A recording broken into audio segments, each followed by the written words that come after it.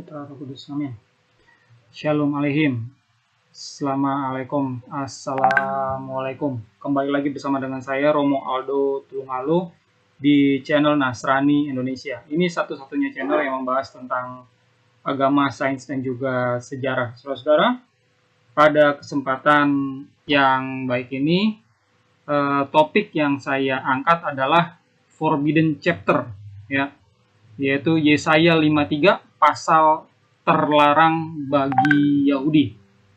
Ya, saya akan share beberapa slide, ya, saudara. Kira-kira ini menghabiskan waktu 20 menit. Oke.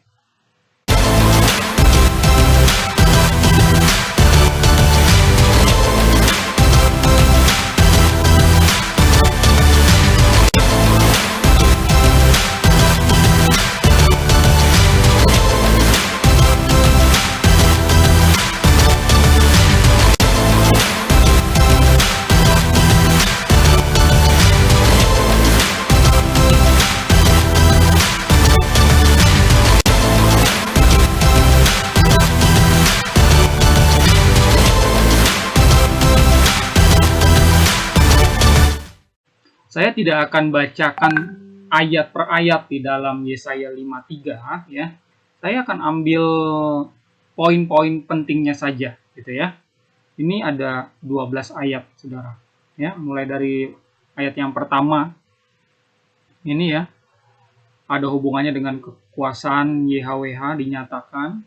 Lalu yang kedua, ya, ia tumbuh di hadapan YHWH sebagai tunas dari tanah kering, ya. Tunas, ya, kalau saudara-saudara baca di Yesaya 11, ya, itu adalah nubuatan juga tentang Yesus, ditulis di situ tunas Isai, ya. Makanya Yesus itu dikenal Yesus Nasraya, Yesus Nasrani. Nah, kata Nasrani atau Nasraya itu dari kata Netzer, artinya tunas, ya. Ia dihina dan dihindari orang.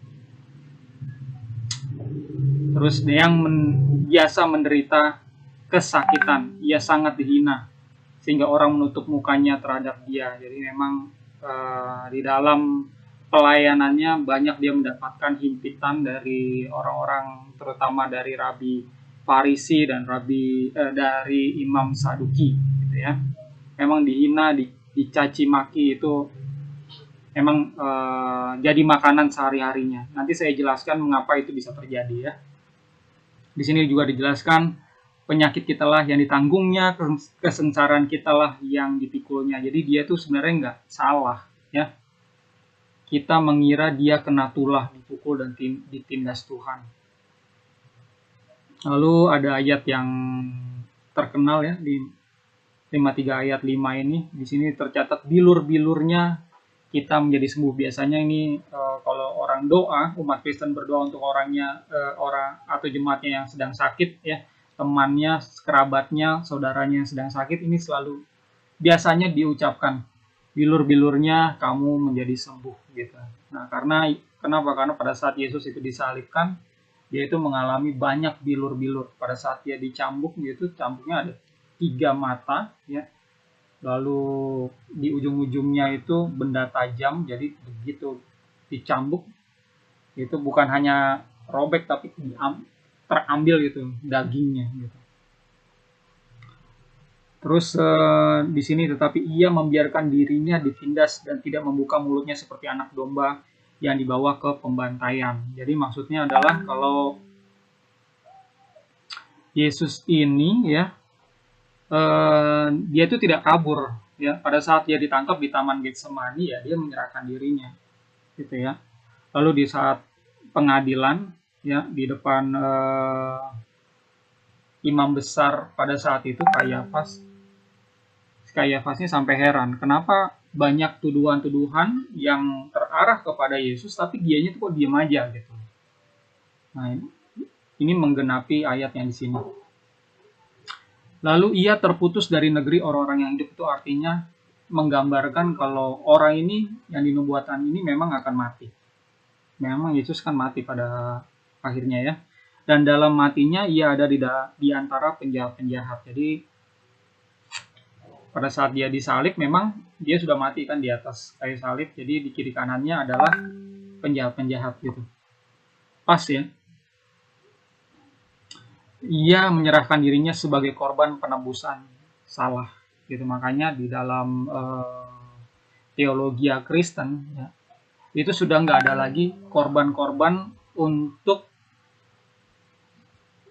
istilahnya korban untuk menghapus dosa, nggak ada.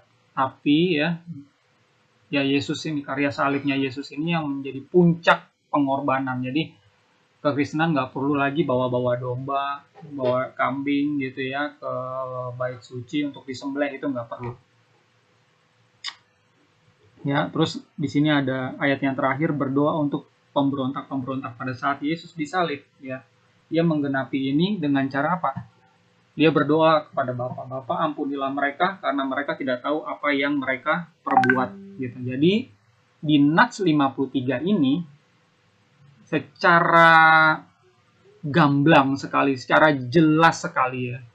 Kalau orang sudah membaca kitab Matius saja ya, bisa didapati banyak persamaannya gitu ya. Jadi ini berbicara tentang penderitaan dan kematian maran Yeshua Mesiha atau Yesus Kristus. Ya. Nah, sekarang saya coba jelaskan gambaran ya bangsa Yahudi itu seperti apa. Kenapa sih Yesaya itu menjelaskan kalau si Mesias ini mati gitu ya. Kenapa seperti itu? Ya karena begini, ya. Taurat Musa itu berbeda sama ajaran Yesus. Ajaran Musa itu mengajarkan ya bangsa lain itu dianggap sebagai musuh dan itu harus ditumpas. Gitu ya, makanya pada saat bangsa Israel keluar dari tanah penjajahan Mesir, mereka kan nggak punya tanah, nggak punya properti. Bagaimana bisa berkembang biak gitu ya. Jadi mereka tuh harus menumpas bangsa yang ada di tanah Kanaan. Sampai anak cucunya, hewan-hewannya itu dibunuh semua. Supaya apa? Ya bisa diambil propertinya. Begitu. Nah, hukum Musa ini kan keras terhadap bangsa lain. Tapi jangan lupa, dia juga keras terhadap bangsanya sendiri. Jadi kalau salah-salah, lebih baik bunuh aja itu mereka semua. Gitu ya. Apa aja? Mengajak murtad, ya, nabi atau pengajar yang berbeda, itu hukumannya dibunuh. Ulangan 13, 10, 15. Lalu berzina, Ulangan 17 ayat 5. Anak yang melawan orang tua juga dibunuh, Ulangan 21 ayat 21. Gadis yang ketahuan tidak perawan di malam pengantin, ya, itu suaminya bisa dia datangi ya tua-tua, dikumpulin gitu. Ini adalah spraynya ya.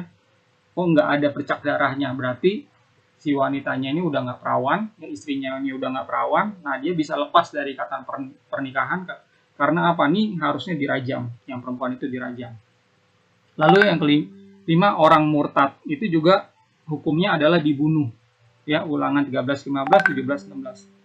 Kerja di Sabat juga dibunuh. Seorang pembunuh ya dibunuh karena mata ganti mata, nyawa ganti nyawa.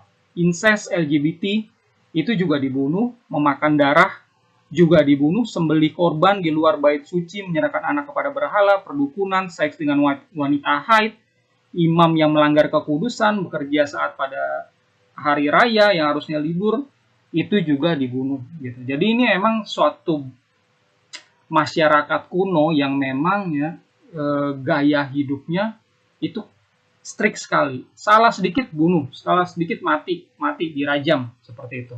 Nah, Yesus ya ingin mengubah peradaban manusia yang suka membunuh ini. Dimulai dari mana? Dari bangsa Yahudi. Jadi dia datang. Nah, pada saat dia datang, dia menggenapi nubuatan-nubuatan yang ada di banyak kitab di tanah ini, gitu ya. Jadi dia nggak sembarangan datang, gitu ya. Karena itulah dia disiksa dan dibunuh, gitu. Jadi seperti tadi saya jelaskan ya, kalau ada pengajar yang lain, hukumannya apa? Ya dibunuh. Yesus itu dianggap pengajar yang lain, gitu ya. Pengajar yang berbeda. Ini dia yang pertama ya, mengajak murtad nabi atau pengajar yang berbeda. Ulangan 13, 10 ayat 15. Ya. Pengajarannya ini berbeda sekali gitu. Yesus mengajarkan kasihi musuh, ya. Oleh musuh ya nggak perlu, dia diampuni gitu ya. Terus ada banyak pengajaran Yesus, Matius 5 sampai Matius 7 ya. khotbah di atas bukit, itu menyatakan bagaimana rincian sebagian dari ajaran Yesus gitu ya. Ada banyak ajaran Yesus yang berbeda sekali dengan ajaran Musa ini gitu ya. Dan Yesus ingin mengubah peradaban bangsa Yahudi ini menjadi peradaban yang penuh cinta kasih gitu ya, penuh pengampunan. Tapi memang ya akhirnya dia sendiri yang jadi korban gitu. Jadi saudara bisa bayangkan kalau misalnya seorang penginjil mesti datang ke atau diutus ya ke tengah-tengah komunitas perkampungan, di situ ada pengikut agama yang radikal gitu ya. Nggak cuma sehari dua hari ya, berbulan-bulan gitu diutus nih hamba Tuhan. Kita udah punya prediksi, wah jangan-jangan bisa mati dipukulin gitu ya. Sama seperti Yesus ini gitu ya. Bayangan dia 3,5 tahun ada di tengah-tengah orang Yahudi ini. Makanya kalau ada catatan-catatan ya dia pengen dijorokin dari jurang itu pernah gitu kan, sampai akhirnya dia menghilang gitu ya. Nah, dia 2 kali tercatat menghilang gitu. Jadi pada saat ingin dibunuh rame-rame, satunya dia menghilang. Kenapa ya? Karena memang situasinya seperti ini. Bangsa yang istilahnya tegar tengkuk ya. Kalau menurut saya ini bangsa yang anarkis gitu. Oke, mengapa pasal ini tidak dibacakan di dalam sinagoga sekarang? Ya, padahal ya secara naluriah orang akan dengan mudah memahaminya bahwa ini bercerita tentang Yeshua Mesias, tentang Yesus Kristus. Ya, saya akan ambil 2 referensi. Yang pertama dari referensi Yahudi sendiri, ya. Yang kedua Yahudi yang terima Yesus, ya. Dari Outreach Judaism, ya, tulisannya Rabbi Tovia Singer dari Yahudi Ortodoks. Beliau ini menulis seperti ini, and we somehow only leave out Isaiah 53 from the annual reading of the Haftorah. Jadi ya, sengaja untuk mencabut ya atau untuk meninggalkan pasal 53 ini dari bacaan tahunan di dalam sinagoga gitu. Jadi kalau minggu ini pasal 51, minggu depan 52, minggu depannya lagi 54, 53-nya itu enggak gitu ya. Nah, di dalam catatan website Yahudi Mesianik ya, www.oneforisrael.org ya, di sini dijelaskan intinya adalah gini ya. Menurut sejarawan Yahudi pada abad 17 namanya adalah Raphael Lewi ya. Dia itu menyatakan kalau ya sebenarnya ini tadinya ya pasal ini dibacakan, tapi karena pada saat dibacakan itu terjadi perdebatan, kebingungan ya, makanya akhirnya sama rabi-rabi pada saat itu udah nggak usah dibacakan lagi. Makanya jangan heran kalau sekarang ya orang-orang Yahudi itu merasa pasal ini itu nggak ada dalam kitab suci mereka gitu ya. Nah, saudara-saudara, ini adalah beberapa screenshot dari YouTube yang saya ambil gitu ya. Banyak Yahudi yang tidak tahu nats ini ada di dalam kitab mereka sendiri ya. Ini ada 3 screenshot video ya. Yang pertama, ini semua tentang Yahudi Mesianik ya, Yahudi yang percaya kepada Yesus. Jadi gini ya saudara-saudara ya, di abad 1 ya, Yesus hadir itu kan akhirnya terpecah kan ya, Yahudi kan jadi 2. Ada yang percaya Yesus, ada yang enggak ya. Ada 2, ada yang percaya, ada yang enggak gitu ya. Di abad 1. Nah, yang enggak ini akhirnya perang sama Romawi 2 kali. Akhirnya kalah tuh dua-duanya di kedua pertempuran tersebut. Nah, tercerai-berailah mereka ke bangsa-bangsa gitu ya. Jadi udah nggak ada lagi di Yerusalem. Nah, pada saat tercerai-berai ya, di abad 20 muncullah kegerakan ya. Orang-orang Yahudi ini ternyata begitu mereka pelajari lagi kitab suci, kok banyak yang percaya Yesus lagi gitu ya. Nah, mulai dari gerakan Jews for Jesus dan yang lain-lain gitu ya. Dan akhirnya membentuk satu sekte Yahudi. Ya, mereka nggak mau disebut Kristen. Mereka menyebut dirinya Yahudi. Mereka menyebut dirinya Messianic Jews. Ya, MJ singkatnya. MJ ini ya mulai dari abad 20 ada di Amerika dan ada di Eropa. gitu ya. Jadi dari kalangan orang-orang Yahudi sendiri, dari kalangan mereka itu yang sama-sama membaca tanah. Ya. Jadi kan rabi-rabi Yahudi, jemaat Yahudi itu kan masih memiliki tanah ya, dari Masoretic text yang mulai dibuat ya abad 8, abad 9, lalu kodeksnya itu Aleppo Codex di abad 10. Salinannya Leningrad Codex di abad 11. Nah, mereka ini membaca kitab yang sama tapi hasilnya dua. Ada yang percaya kalau Yesus itu dinubuatkan, Yesus itu adalah Mesias, ada yang enggak. Gitu. Nah, jumlah mereka dari hari ke hari itu makin banyak gitu. Ya, kenapa? Karena si Messianic Jews ini ya, mereka tuh cukup agresif juga gitu seperti Kristen ya. Karena ini ajaran penginjilan yang merekrut orang untuk jadi jemaat. Mereka juga melakukan hal yang sama. Nah, kalau kita lihat ya, ini di video yang satu ini ya. Ini adalah usaha di jalan raya ya. Jadi seorang penginjil itu mendekati orang-orang Yahudi, kawan-kawannya, dia tanya gitu kan, kamu tahu nggak nats ini dibacain dalam bahasa Ibrani ya dibaca. Nah, banyak orang Yahudi yang ditanya, ini nats Yesaya 53. Ternyata banyak yang nggak tahu. Ya, sekali lagi kenapa? Karena memang di sinagoga mereka ya sejak abad 17 itu kan nggak dibaca. Makanya mereka itu kalau nggak rajin baca sendiri ya, nggak buka-buka sendiri itu Torah mereka. Mereka itu nggak tahu kalau nats itu ada. Jadi pada saat mereka baca, ada yang bilang, oh ini pasti dari Injilnya Kristen ini, ya pasti ini kitabnya Kristen. Padahal enggak, itu adalah kitab mereka sendiri gitu, ya. Dan ini survei ini dilakukan dan cukup menarik ya, data yang bisa kita ambil dari video ini. Lalu ada video yang di atasnya ini ya, judulnya Answering Rabbi's Objection to Jesus. Jadi ini membahas tentang Yesaya 53 juga ya.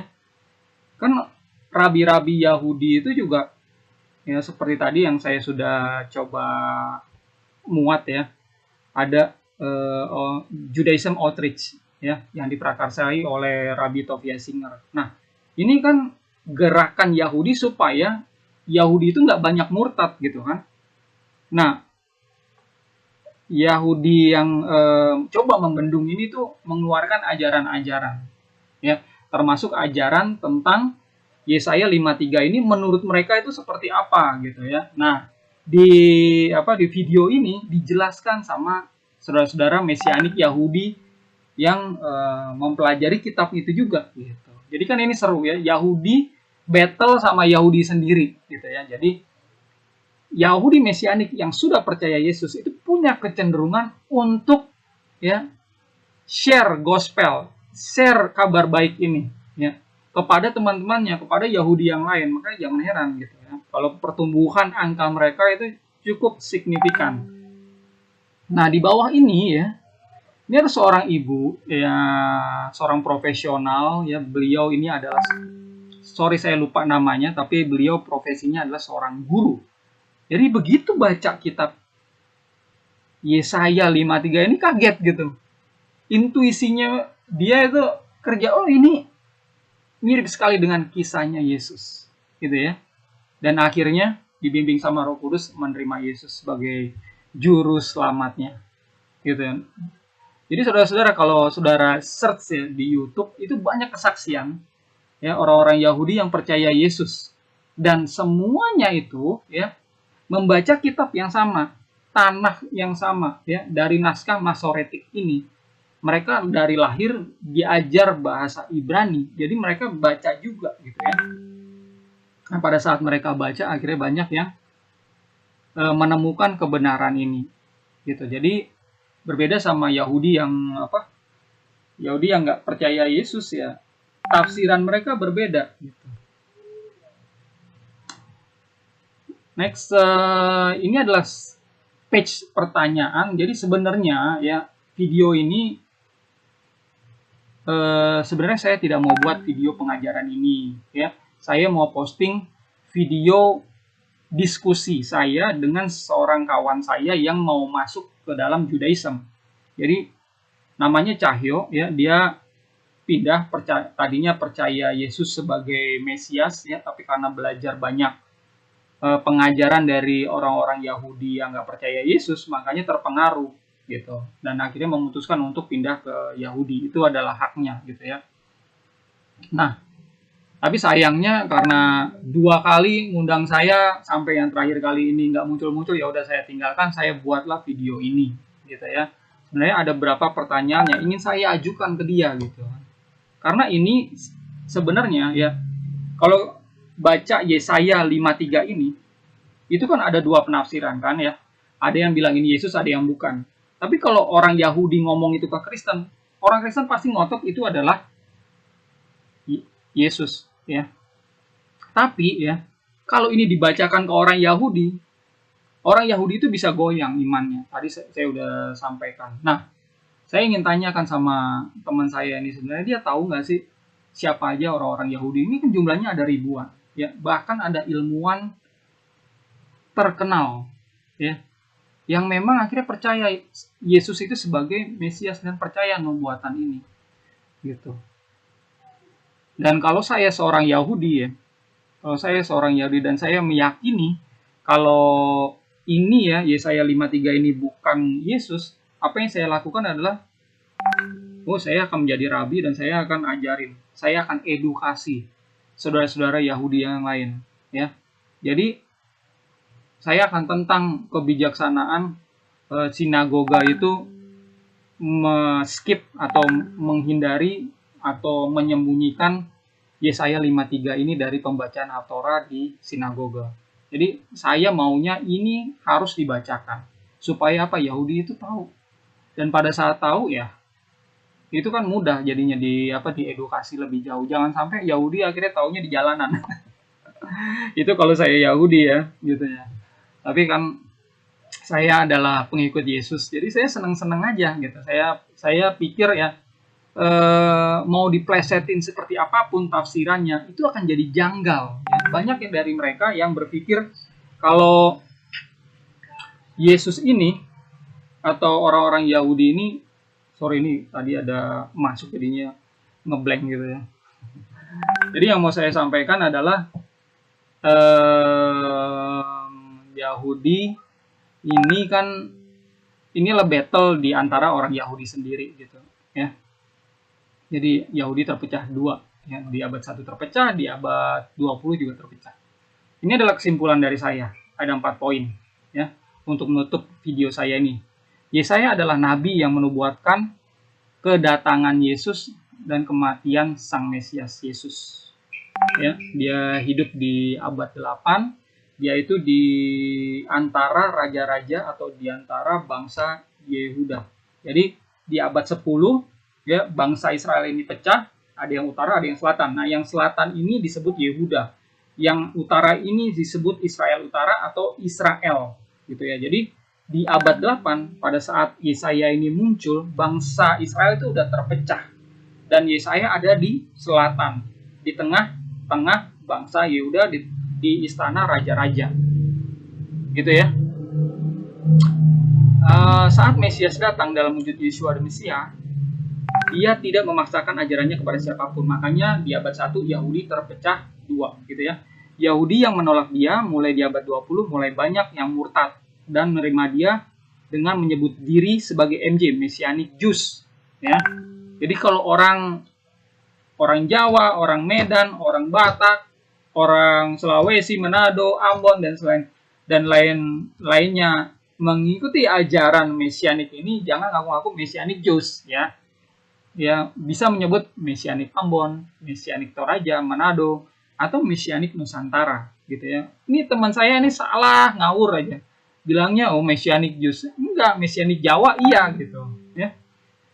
Dan mereka meyakini Yesaya 53 adalah nubuatan tentang Yesua. Yahudi yang menolak Yesua sebagai Mesias kalang kabut. Ya, saya tulis aja apa adanya. Karena memang mereka jadi panik gitu ya. Kok ini kan jumlah agama Yahudi itu agama tribal ya, dilestarikan ya dengan beranak cucu gitu ya.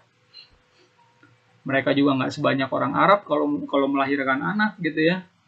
Terus kok banyak yang pindah gitu ya. Ada yang pindah ke ateis, pindah ke Islam, pindah ke Gnostik, pindah ke lain-lain. Nah, banyak yang pindah ke Kristen atau jadi Messianic Jews. Makanya mereka tuh panik ya. Ya, jumlah MJ semakin banyak, jumlah sinagoga MJ semakin banyak juga. Jadi jangan heran kalau pergi ke Yerusalem ya, itu ada sinagoga di mana di dalamnya adalah ya pujian penyembahan juga kepada Sang Bapa ya, juga kepada Sang Putra gitu ya. Oleh karena itulah muncul gerakan Judaism Outreach gitu yang diprakarsai tadi oleh Rabbi Tovia Singer. Lalu ada kebijakan menolak God TV terus bersiaran di Israel. Ini adalah sebenarnya siaran televisi untuk penginjilan gitu ya. Kalau di Indonesia ini kan nggak dibatasi kan, ada siaran TV untuk Buddha, Hindu, Konghucu ya, untuk Islam tentunya ada, dan Kristen Katolik juga ada, dan itu dibebaskan sama pemerintah gitu. Tapi kalau di sana ya udah disuruh stop God TV. Kenapa? Karena dampaknya itu besar. Yang bersaksi di situ adalah orang-orang Yahudi sendiri. Ya, mereka ngasih tahu, ini loh Yesus ya di Yesaya 53 yang tidak diperdengarkan di sinagoga-sinagoga. Ini menubuatkan Yesus. Ya, ada banyak orang Yahudi yang murtad, yang bersaksi. Juga rabi-rabinya juga rabi-rabi Yahudi juga gitu. Ya. Oleh karena itu ini siaran harus putus gitu. Kalau ke sana nggak bakal lihat lagi siaran ini ya, dan lain-lain ya, supaya angka murtad dari Yahudi tidak terlalu banyak gitu. Nah, ini kesimpulan yang saya buat ya. Semoga ini bisa jadi masukan bagi saudara-saudara.